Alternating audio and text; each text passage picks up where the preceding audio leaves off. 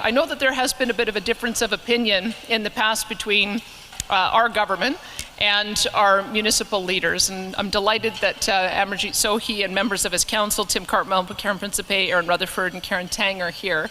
I had an opportunity to talk to most of them, I think, during the municipal elections, because at the time I was doing podcasts, and so I have a familiarity as well with some of the new council members and what their priorities are.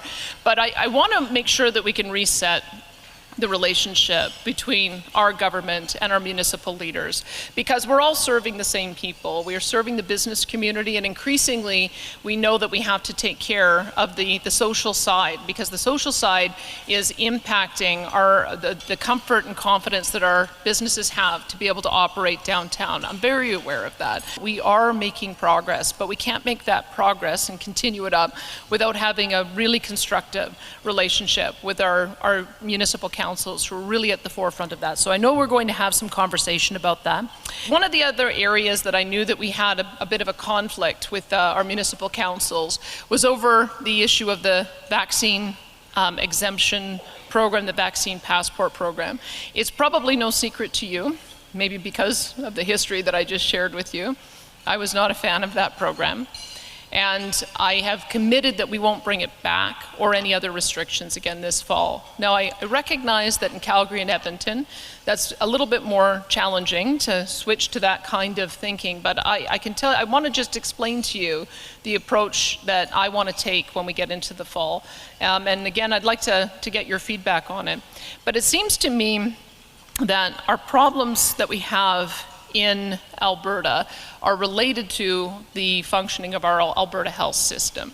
That I think what we were told very early on in the pandemic was that we needed to have restrictions so we could flatten the curve, so we could increase capacity, and that was part of the reason why all of us were prepared to make some of those changes.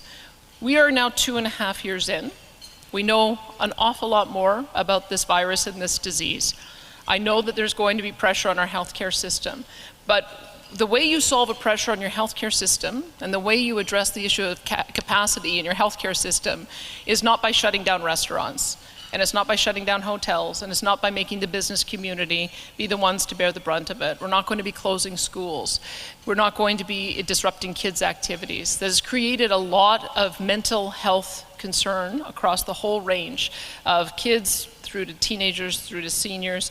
We have to make sure that we don't exacerbate that harm.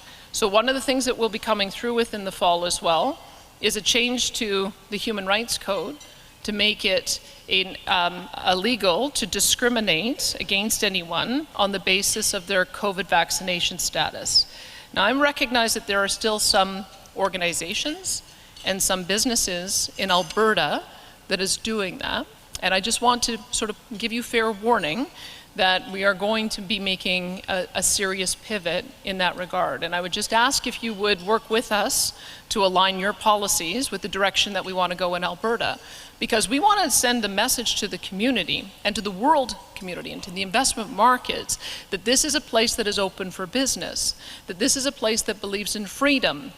This is a place that believes in free enterprise, and this is a place where we're not going to be making arbitrary decisions that are going to disproportionately impact the small and medium businesses in this province. So you may not have heard me say that. I know that when you go through a leadership campaign, you're sort of talking to 124,000 people, and now we're broadening it out to everyone else. So I didn't want that to come as a surprise to you.